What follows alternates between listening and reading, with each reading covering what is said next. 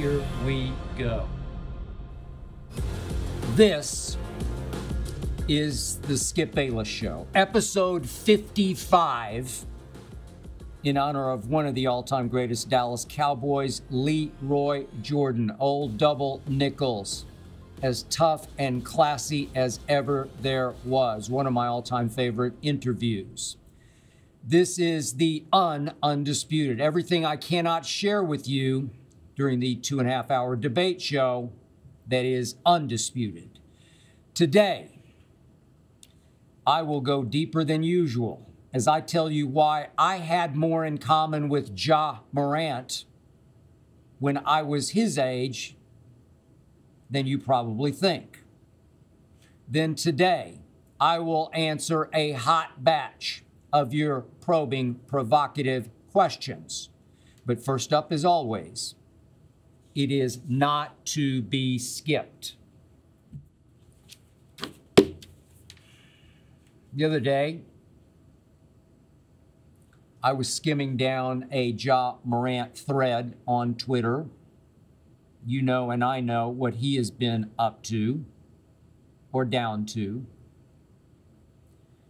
And one tweet caught my eye because it was directed at me and at my debate partner Shannon Sharpe and at other prominent sports commentators around this country. This tweeter said, and I quote, "Hey, we all did some stupid shit in our early 20s, so give Ja a little bit of a break." That tweet stopped me cold. And I thought to myself, you know what? I'm not going to be some holier than thou hypocrite on this matter. This tweeter is sure right about me. I did a bunch of, and I'm just going to use the word today, so pardon my language. I did a whole bunch of shit.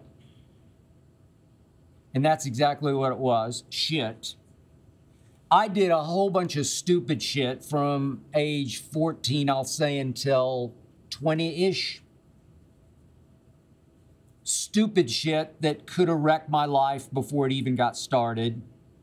Hey, it could have ended my life. No, I did not rob. I did not steal. I didn't sell or do drugs. I didn't join a gang. I didn't gang bang. I didn't carry a gun or a knife. But I very easily could have gotten shot or stabbed or killed. My stupid shit, if you will, involved daring the devil. It involved thrill seeking, risking my life for no real reason at all. So why did I engage in this shockingly, to me, horrifyingly stupid shit? Because from the very start, from grade school on up, I always made good grades. I'm talking about grade school, junior high, high school, college. I actually made great grades. And I wanted my athletic friends to know all the way up that I wasn't just some goody two-shoes, teacher's pet brainiac. I did go to church every Sunday of my own volition, of my own choice. It's just because I can't help it. I like going to church. Still go to church now. But I needed, back in junior high school and high school, even in early college years, I needed my high school teammates to know I did have some street in me.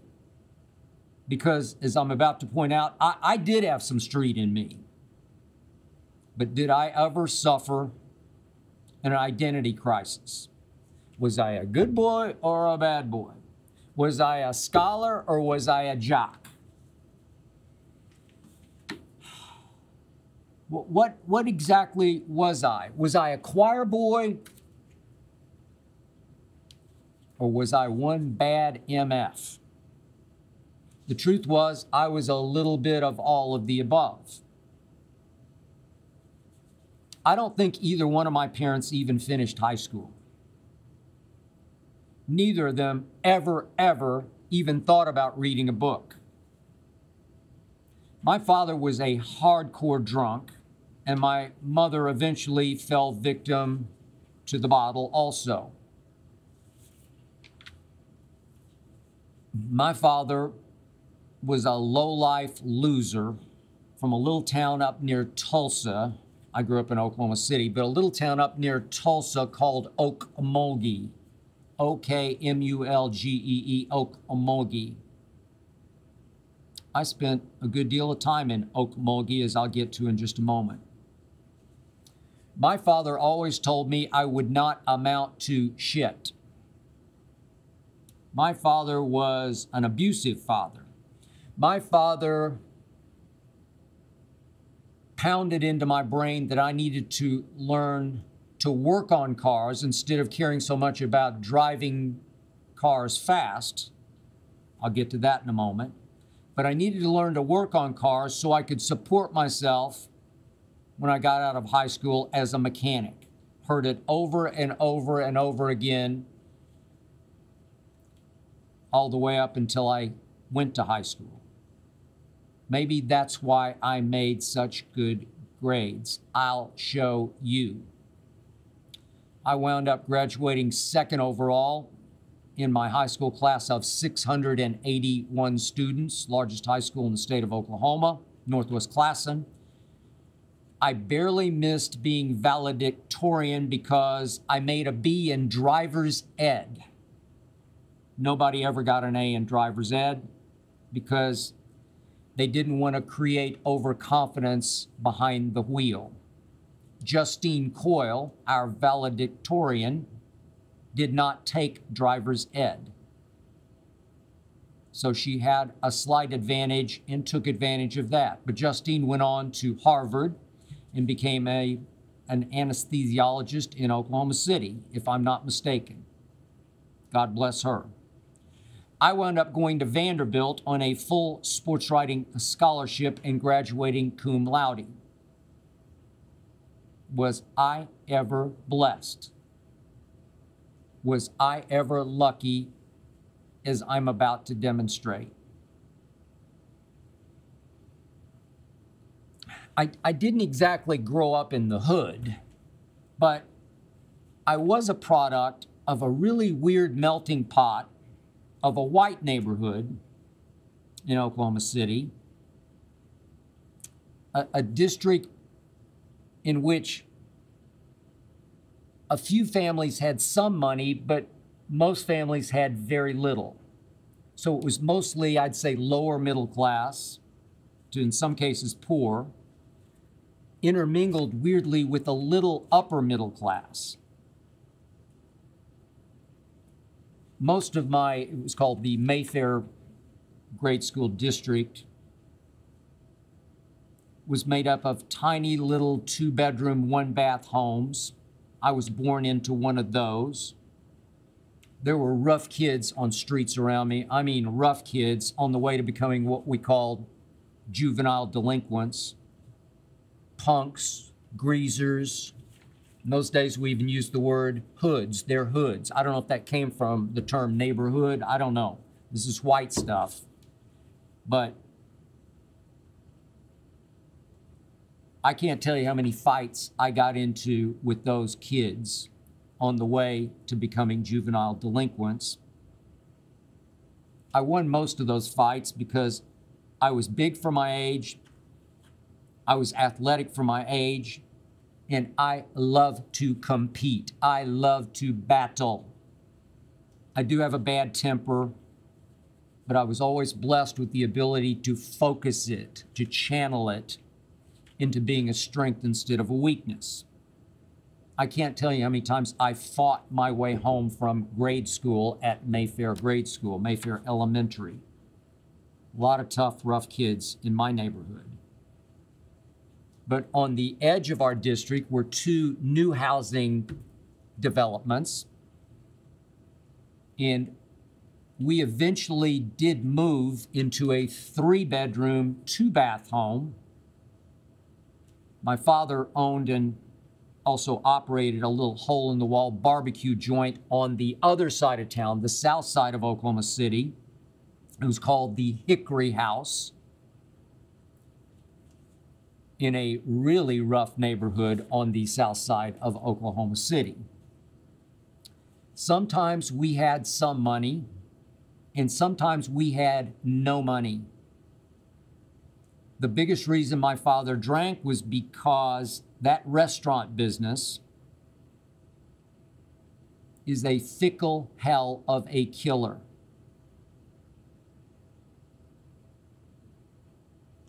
It's funny. The other day, I was talking to a former black NFL general manager I've known forever. And he just happened to mention on the phone, we were reminiscing about times we spent together. And he said, you know, we, as in some of the black executives, black players, we were a little worried about you at first because you were a rich kid from Vanderbilt. And I stopped him cold and I said, yeah, I'm from Vanderbilt. I graduated from Vanderbilt, but don't get me mistaken here. I was not a rich kid, not anywhere near it. Trust me on that. There were times we had no money. But my dad did one good thing for me. He did force me to work at the Hickory House every summer day, every holiday, without fail. He demanded that I worked. I hated it, but I love it now because he taught me the meaning and the value of hard work. It's the only good thing he ever did for me. I've told this story before, but it's more relevant now. I wanted a rifle when I was maybe 8 or 9 years old. I'm not talking about a toy rifle. I'm not talking about a squirt gun rifle. I'm talking about a real rifle with real bullets, a .22 caliber rifle. So I worked for my money. I saved up my money. And my parents didn't mind at all because I didn't really have any rules. They were a wreck, so was our home life. But they allowed me to buy a rifle. It was much easier in those days than it is now. But I bought a .22 caliber rifle, and they were like, no big deal, whatever. I didn't really care to hunt with the rifle, but I did love taking target practice with that rifle. And could I ever knock over my dad's beer cans, empty beer cans, sitting up on boxes from 30 or 40 yards away? I got pretty good with that .22 rifle. So the Hickory House, in a very rough neighborhood, got robbed numerous times. And one night, in the middle of the night, some thieves busted a big hole in the roof of the Hickory House, improbably, and they came down through that hole and they tried to break open the safe unsuccessfully. My father feared they would come back that next night and try to finish the job that was interrupted, maybe by a random cop car checking or whatever. The police would make the rounds at night and stop and peer in with their flashlights. Maybe they got disrupted, I don't know. So that next night, after closing time, my father and I spent the night at the Hickory House. Again, I was the oldest in the family. I had no big brother figure. I really didn't have much of a father, but he wanted me to stay with him along with my .22 caliber rifle in my lap, and he wanted me to sit up all night and watch that hole up in the roof of the Hickory House, and he told me to shoot anybody who came down through that hole. Then, of course, he fell asleep, drunk as usual. I sat at age 14 staring up into the blackness, waiting for a human form to materialize. I don't know for sure what I would have done if one did, but I do believe to this day I would have shot to kill. This was our livelihood. This put food on our table. And thank God, no human form materialized up in that black space up there, that hole in the roof.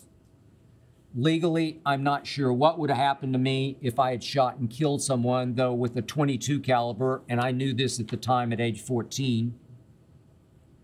Caliber is so small, the bullets are so small. I did have .22 longs as opposed to shorts, but you'd have to hit somebody right in the forehead or right in the heart to actually kill them. But I also don't know to this day how difficult that would have been on me psychologically if in fact I had shot and killed a potential thief. But the point is, I grew up around guns. I spoke previously about my father growing up in Okmulgee. Every summer I would spend a week in Okmulgee with his mother, whose name was Fanny Davis. My grandmother, Fanny, was the toughest woman I ever knew. She was sort of a man woman. She had survived the Great Depression by selling fruit out on the street. She had raised 3 kids without a father. My father was her youngest. She didn't have any money. She lived in a 1-bedroom, 1-bathroom home about 5 doors down from Okmulgee High School. Yet somehow, she was such a wheeler dealer, such a hustler. She had somehow acquired the rights to what was a tenement of an apartment house, 2 stories, that mostly drew transients. I think the rooms were like 50 cents a day. Oil field roughnecks from in and around the Tulsa area. Had 1 community bathroom per floor. In each of the little 1-room apartments had a single naked light bulb hanging from the ceiling to light it with a little silver chain you could pull for on and off. My grandmother Fanny loved me the best of the grandkids, or so it seemed to me, and she always took me with her in the mornings to what she called collect, as in rent. Every once in a while, some smelly scoundrel and dirty undershirt would be standing in his door and refuse rent to her and say he just didn't have the money right now. So out we would march. It's happened, I don't know, 6 or 8 times when I was with her. Out we would march to her Buick Skylark, her little Buick Skylark. She'd pop open the trunk, she'd reach in and get her pistol. And back down the apartment hall we would march, knock on the same door, and she wouldn't brandish the pistol, but she would just simply hold it at her side and again ask for her rent money. And each time I witnessed this happening, I was like 7 or 8, she would get her rent money. Also during this period, I had a bow and many arrows, lethal arrows. I got hooked on learning to shoot the bow with the arrows. I had a little target that I got for Christmas, a hay stuffed target in the backyard, and I got pretty deadly with the bow and the arrow. So you want to know how I started to impress my friends, my athletic friends at age 10, 11, and 12? Some summer nights we'd go out in the backyard at night. I would shoot my bow and arrow straight up into the stars as hard as I could shoot it. It seemed like it would travel like a mile. It was unbelievably powerful fiberglass bow. And we would stand there, usually just one friend at a time. I had a friend named John Corey who did this with me several times. We would stand there giggling at each other, waiting for the arrow to descend from the sky and stick in the ground very near to us. We were actually playing bow and arrow roulette for no apparent reason except to impress each other about how fearless we were. We were literally daring the devil. How we loved telling these stories to our other athletic friends, how brave we were, waiting to hear that arrow stick in the ground nearby.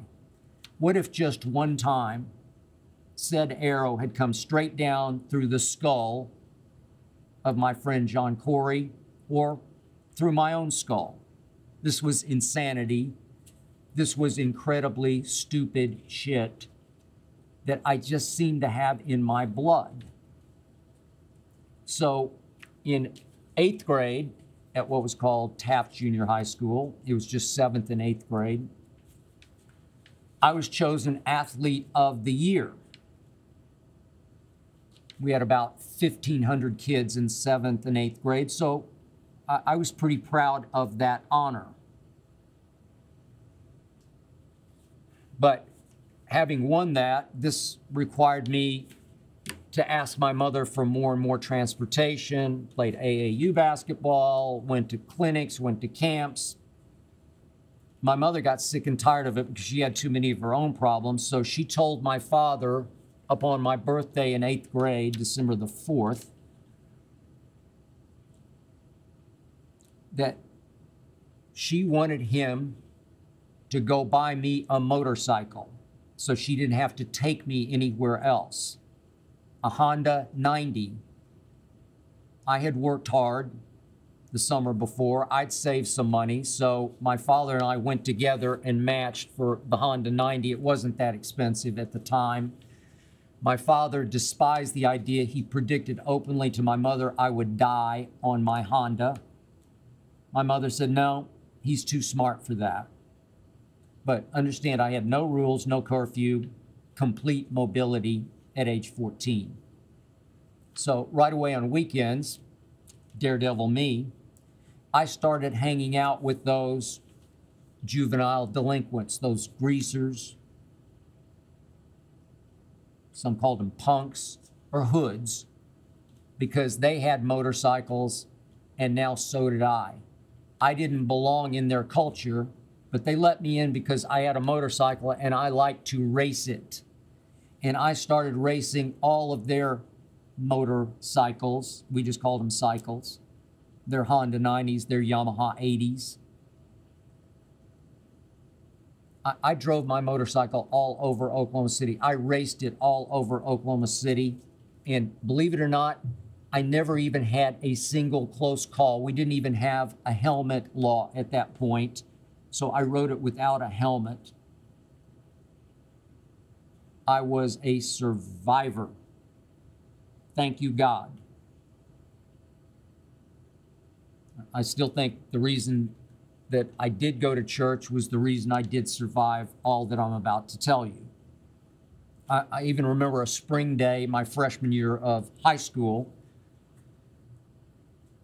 I was in a different neighborhood. I was racing 3 or 4 of these greasers up and down the street. We're just like blatantly racing, smashing speed limits. They wouldn't go more than maybe 50 max, 50 miles an hour.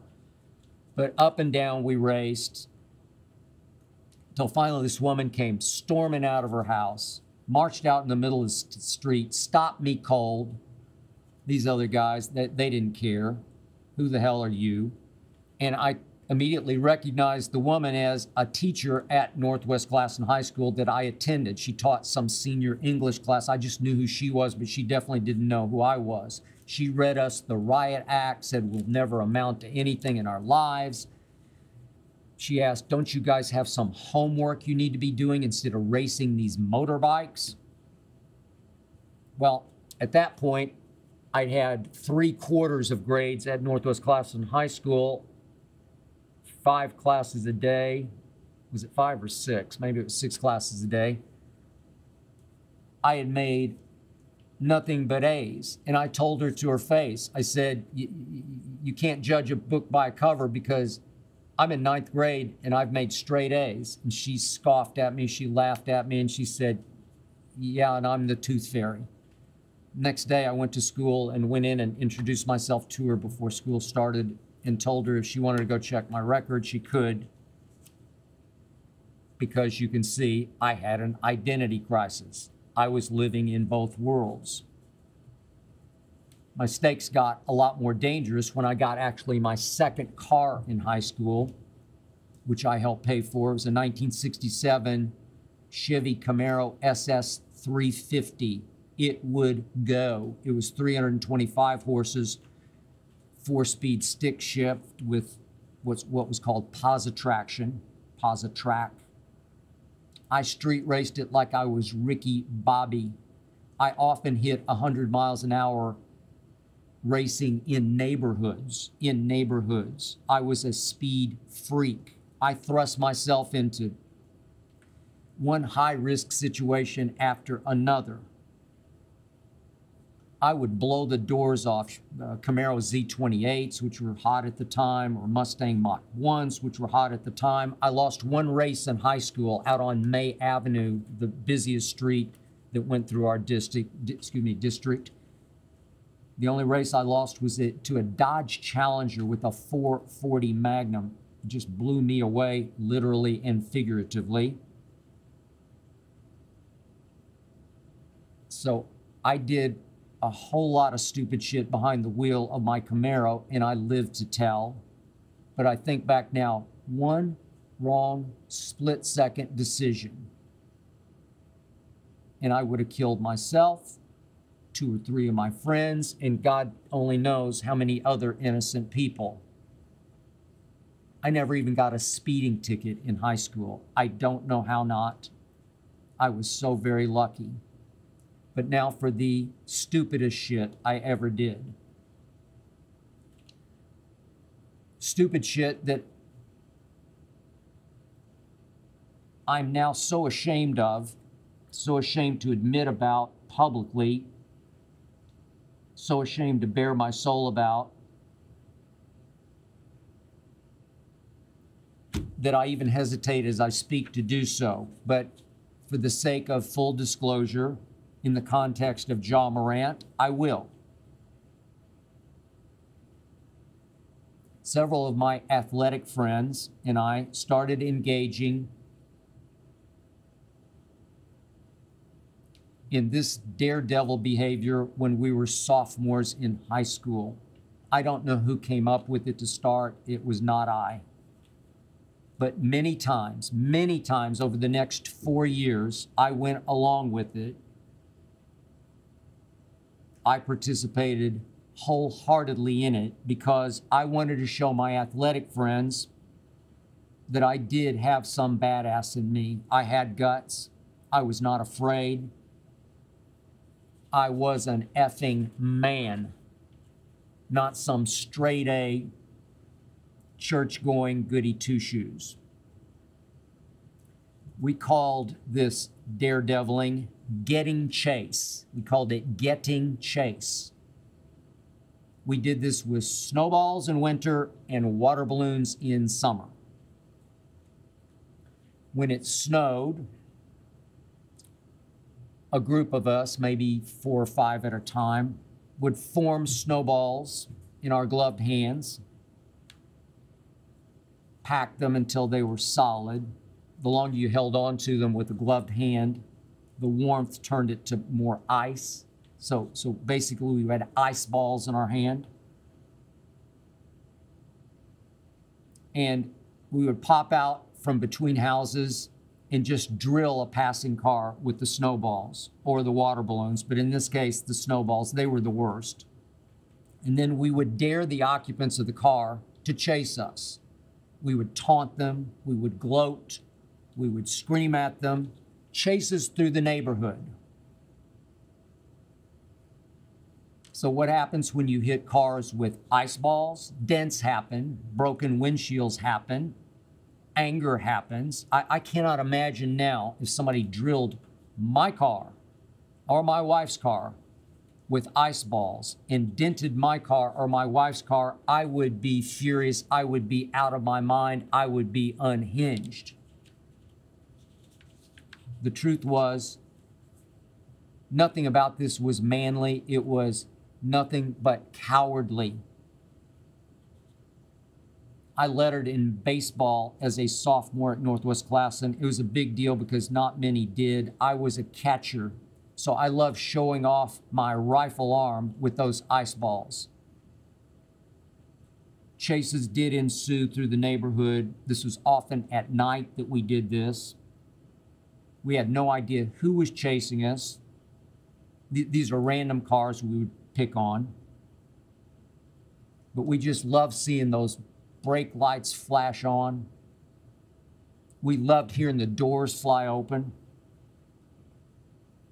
We'd taunt, we'd dare, and they would chase. We usually split as they chased us. We'd all go in different directions, and it was pretty easy to elude them. We pretty much knew where we were heading. They didn't, but we would just randomly take off, leaping over chain link fences into dark backyards, hoping we didn't pick the wrong house with the wrong bad dog in the backyard. That happened to me several times, but I was able to outrun said dark and vault the other side of the chain link fence. But one night, I slammed my gloved hand down so hard on a fence that the prongs on the top, the right prong, went right up through my hand, right up between my thumb and my forefinger into my flesh. But not until we had all 4 or 5 of us had reconvened back at one of our friends' houses and we were telling our war stories, did I realize that my gloved hand was wet with my blood. I still have the scar. I'm looking at it right now. I was so proud of it in those days. It was like I'd gotten my first tattoo. I finally had my first war wound. I got chase. I lived to tell. In the summer, we got chased with water balloons. One Sunday afternoon, I fired a water balloon at a car driven by an elderly man with his wife. The splatter of the water balloon on his driver's side window scared him so much that he veered off the road and hit a stop sign. Of course, we ran. There's no way he was going to chase us, but we ran because we knew this was really wrong. To this day, I hope that that man and his wife were okay. Their car was not. But at that point in time, in my group of friends, I became a made man because I had caused a wreck. How I valued the acceptance of my athletic friends, how I valued validation. I had caused a wreck and I was a genuine badass. This was some really, really low, stupid shit. I'm so ashamed and I am so lucky. Not once did any of our victims catch me or shoot me or stab me, though it could have happened at any moment, any day, any night. My teammates occasionally got cornered by a chaser, and they had to fight their way out of that corner, fight their way free. Oh, the stories they told when we reconvened. Meanwhile, I kept getting 4.0 straight A's on my report card. My mother or father, one of your parents had to sign them and you had to take them back into school.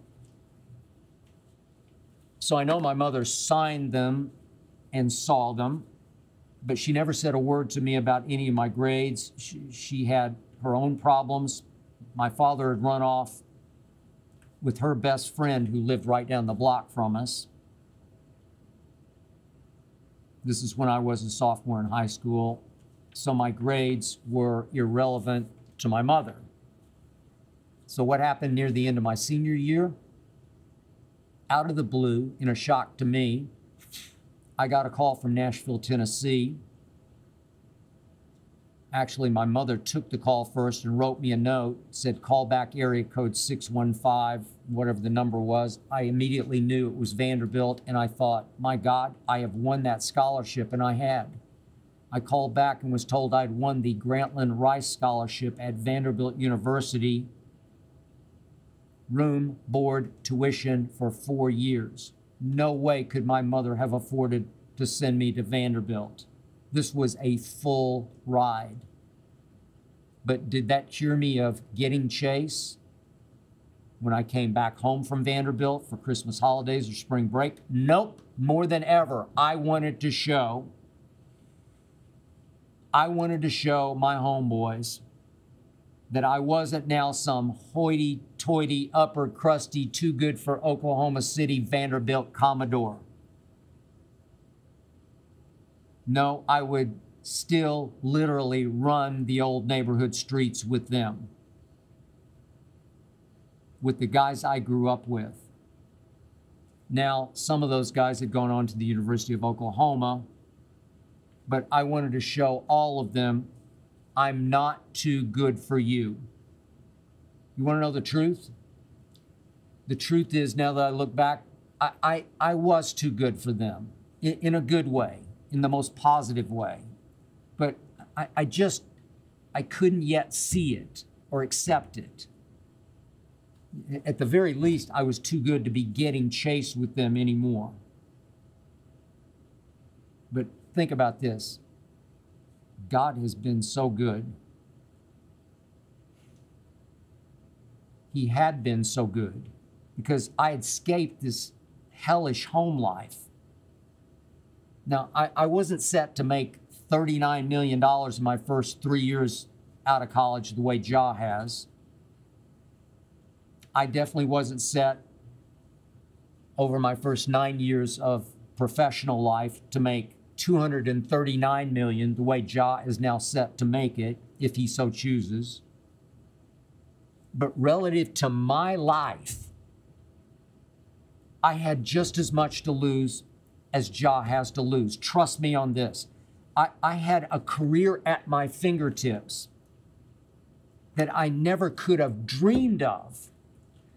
Growing up, cleaning tables at the Hickory House, cleaning tables, sweeping up around the trash cans, doing the grunt work at the Hickory House. I never could have dreamed what I had right before my very eyes. Last time I ever got Chase came the day after Christmas, my sophomore year at Vanderbilt. I was back home in Oklahoma City in all my glory, back with my homeboys. It had snowed hard, and we were at one friend's house that backed up to Lake Hefner, which is on the north side of Oklahoma City. So we trudged out into the snow, over his fence, down near the lake road, circled the lake, standing in 3-foot snow drifts, not much traffic, making snowballs, ready to get Chase. Finally, around the bend came a lonesome car. We bombarded it with snowballs, ice balls, boom, boom, boom. I still had an arm. But this lonesome car did not swerve, didn't even really hit the brake lights, didn't even slow down. We yelled, we screamed at it, and then we just held our ground, made new snowballs, waited for the next car. Little did we know that that car, full of 4 badasses, had simply circled the lake and come back around the bend. We did not know it was the same car. So as we let fly once again with our snowballs, ice balls, that car made a hard right off the road right at us, and all four guys came flying out of said car on the dead run. We were sitting ducks, or maybe at this point penguins, stuck in the snow. Suddenly we had to turn and somehow churn back through the snow toward my friend's chain link fence in his backyard. It was an uphill climb. I was the first to get to the fence. I successfully vaulted it because my adrenaline was flowing.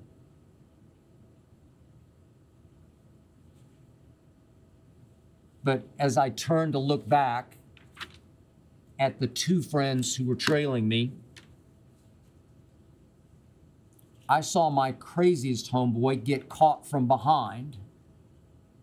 I saw him turn and cold cock his pursuer. Just flat out decked him. One big shot right to the jaw. And at that instant, as I saw the pursuer's blood fly out of his mouth, I thought, this is insane. I will never ever do this again. I'm the sophomore Grantland Rice Scholar at Vanderbilt, and here I stand in the snow watching one of my best friends cold cock a pursuer for no good reason. We usually fled through the neighborhood, but because we were so busted, we just ran straight inside my friend's house. We had no choice unless we wanted to stand and fight all four of them. And we weren't of that mind. At least I wasn't. Those four guys started banging on the front door. Then they banged on the windows as we pretty much cowered inside. And his parents kept asking us, what the hell is going on? What are you guys getting into out there? Later, the friend who decked the one guy said that he thinks they were just big, bad high school kids, looked like high school football players.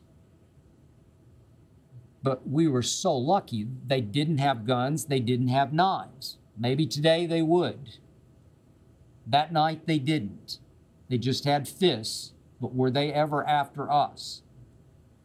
How lucky are we they didn't try to just force down the door, knock out the windows, or in the end, just merely call the police. 15 long minutes later, they finally went back to their car and they left. So I spent the next hour celebrating with my friends, especially celebrating my friend's knockout punch. But I just knew that was it for me. Somehow, the celebrating, the gloating, rang hollow for the first time ever.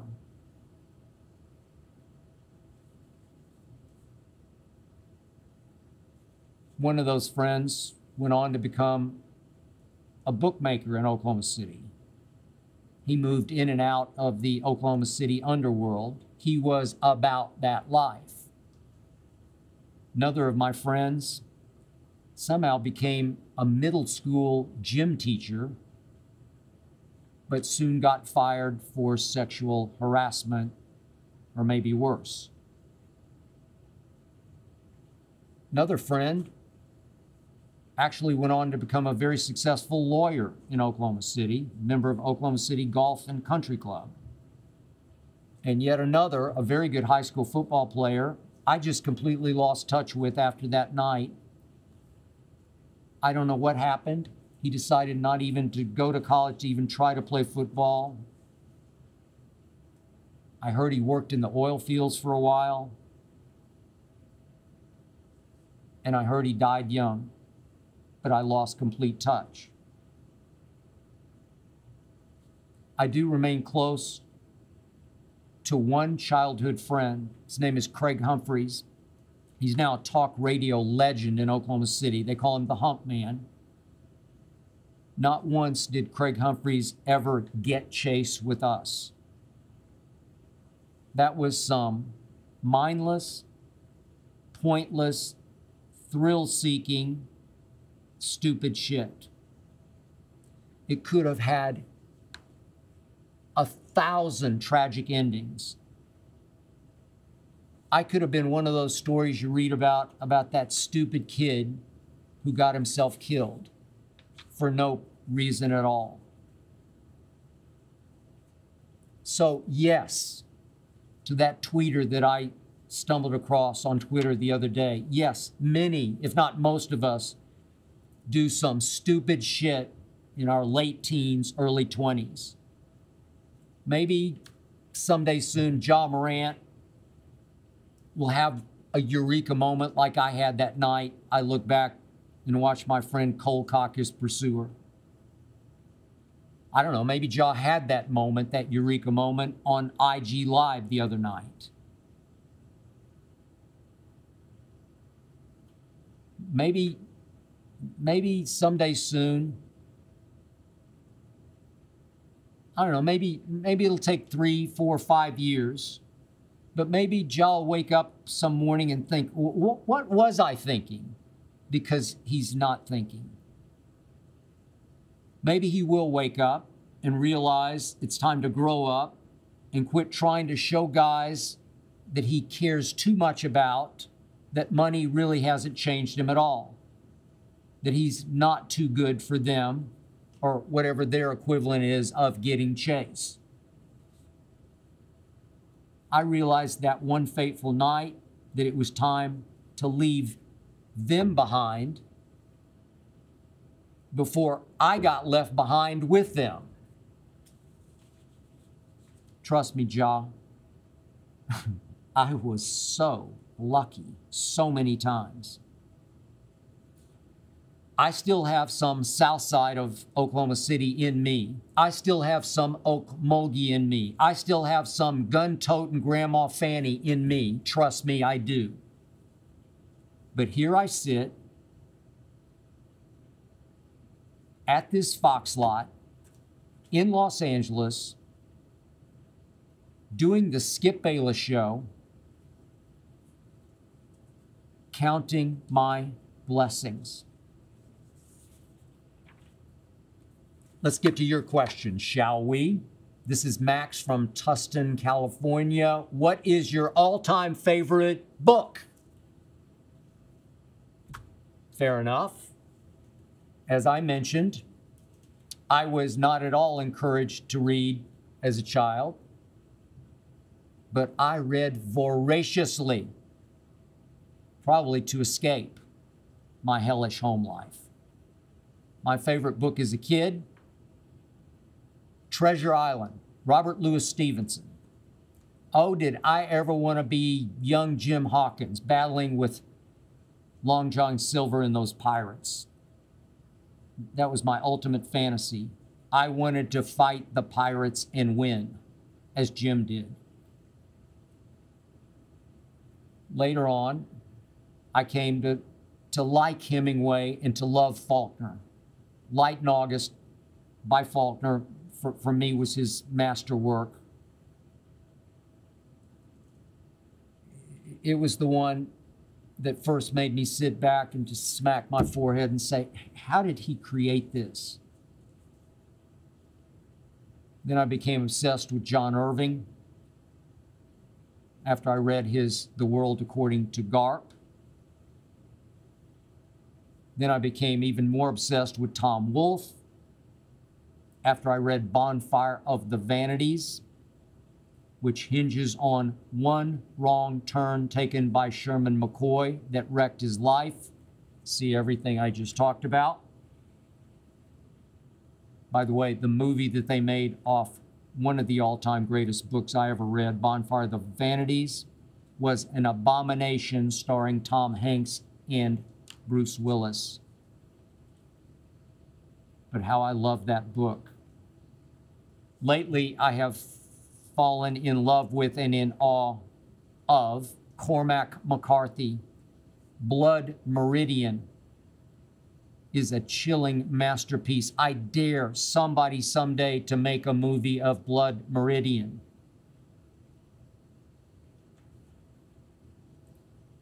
In the biggest picture, everything that Cormac McCarthy writes, creates, is just so dark. Then again, No Country for Old Men did work as a movie thanks to the Coen brothers.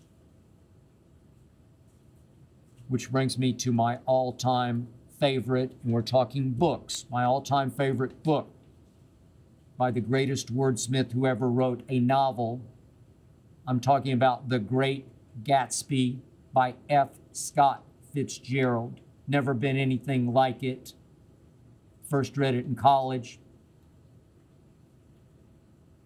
I could read it again tonight and tomorrow night and the next night. And once again, it would depress me as a writer because I would smack myself in the forehead and say, how did he create this? Understand that the single greatest writer I ever read, not novelist, but writer, was William Shakespeare. He's the one who's just simply not human. I would read Shakespeare's plays at Vanderbilt, and I would say it's impossible that a human being could create this dialogue, these plot lines, so consistently. But they were plays, not books. When it comes to book writing, there's no match for The Great Gatsby. And I did think the movie versions did the book some justice. There was the Robert Redford Great Gatsby in 1974, and you may know the later one, 2013, starring Leo DiCaprio. The Great Gatsby, greatest ever. It's the GOAT book. Brian from Ohio asks, do you wear Jordans when you run? I'm assuming, Brian, you're talking about running distance, which I still do. Did it this morning, mostly on the treadmill. I do not wear Jordans when I run. For me, Jordans have always been much more for show than for performance, especially the ones, the originals. I still have no idea how Michael Jeffrey Jordan actually played basketball in the ones. But you know Mike, he could have dominated barefooted. I've tried playing basketball in the ones and the twos and all the way up, the 11s. I've tried them all. Never loved any version of the Jordans to play basketball in. Do I ever love wearing them, especially with suits? But when it comes to running distance, I'm only concerned with my health, with staying healthy through trial and error. As weird as it might seem, I found that the running shoe that best protects me from injury, that best fit my feet like gloves, are made by Reebok. I don't know why, it's just Reebok, and it's an older line called Float Ride. I have stockpiled 4 more brand new pair of Float Ride Reeboks because they're getting harder and harder to find. And this is even weirder, but when I do play basketball, I still play in an old line of Fila's that I stumbled upon maybe 10 years ago. Fila's. Again, when it comes to actually running, jumping, playing basketball, running distance, I'm only concerned with staying healthy. These Fila's, and I've stockpiled 3 brand new pair of them because they're way out of ability to order.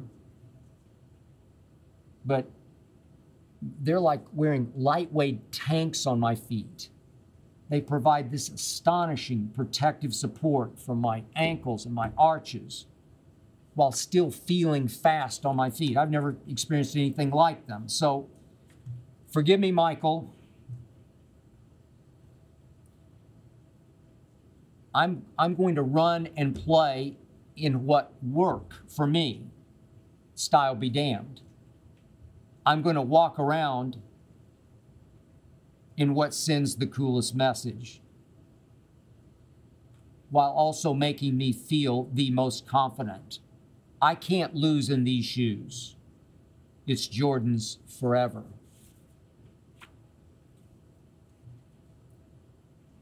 This is Anton from Columbus, Ohio, who asked, do you ever play pickup basketball?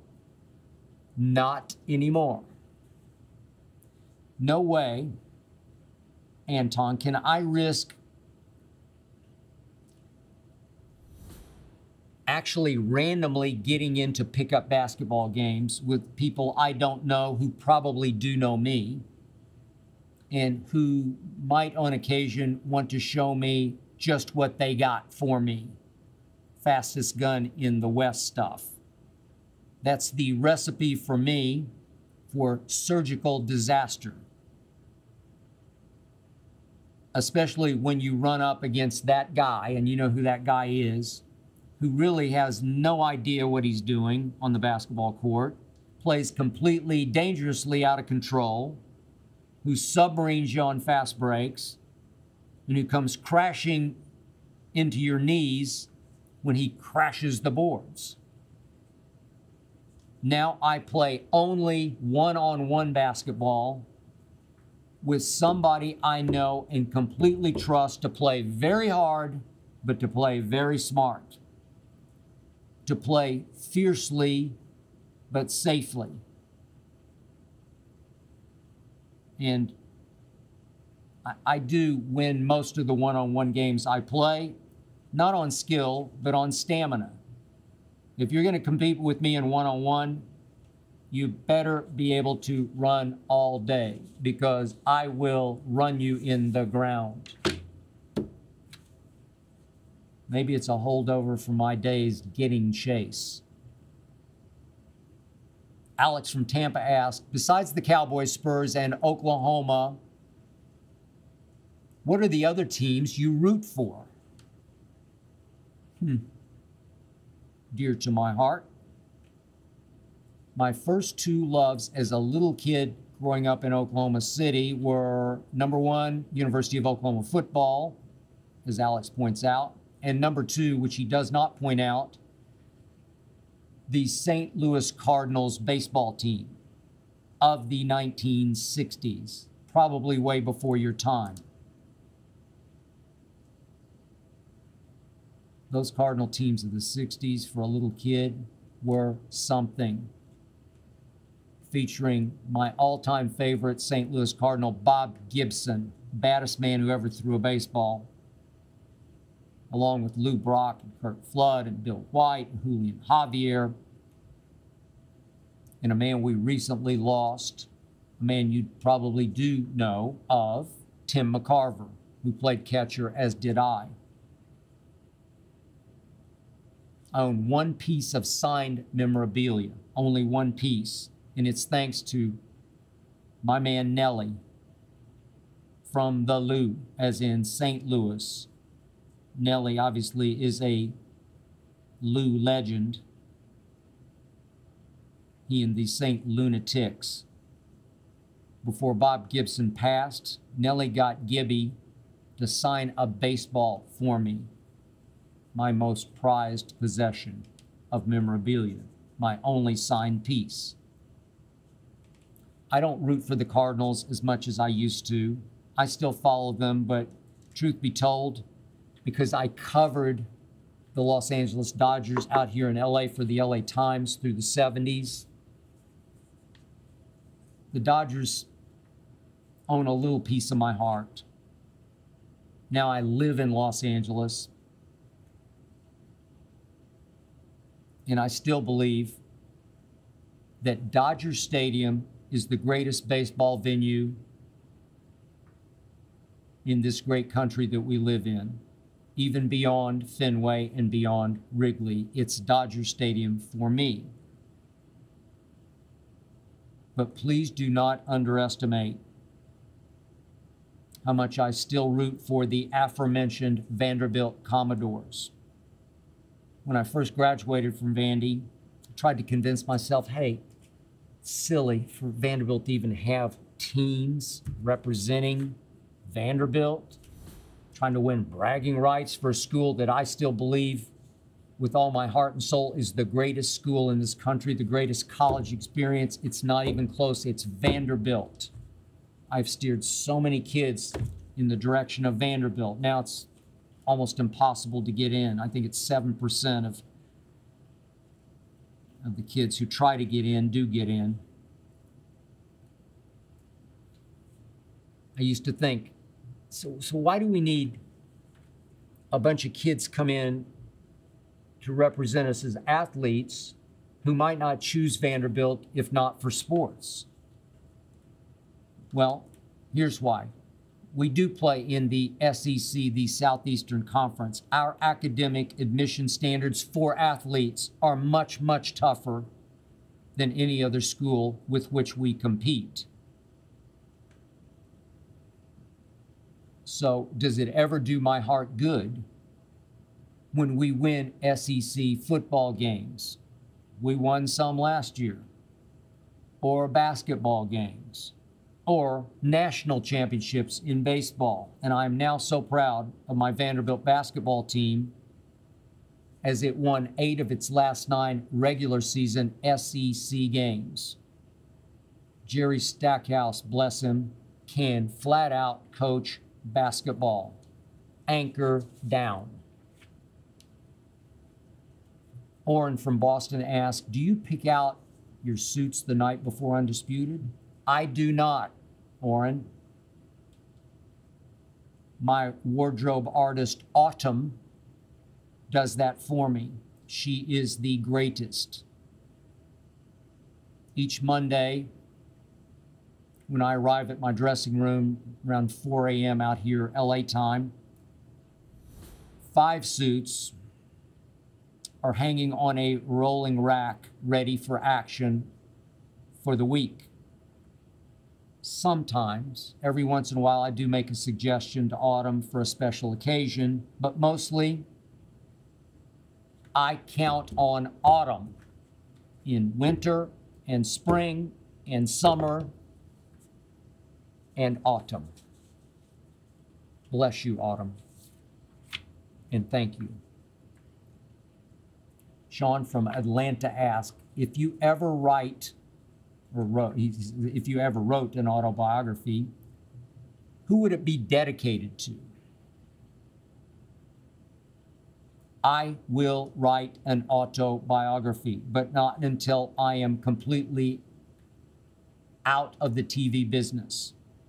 Not until I am working only for myself. Only then can I unleash with complete and utter honesty, and I will do just that.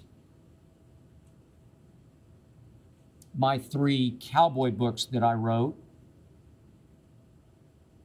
were dedicated to my mother and to my girlfriends at the time.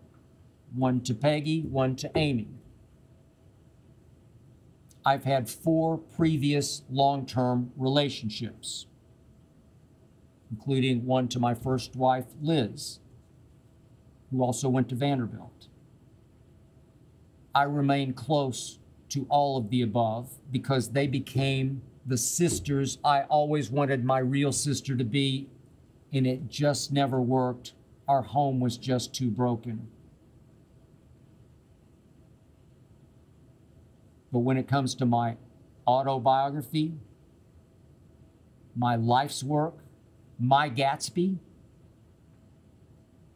it will be dedicated to my Ernestine, who is my life.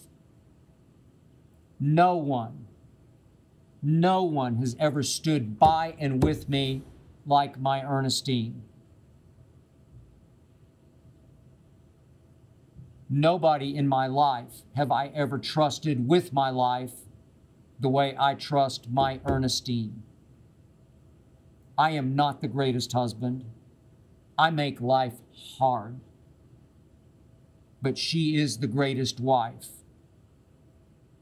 She makes my life so much easier.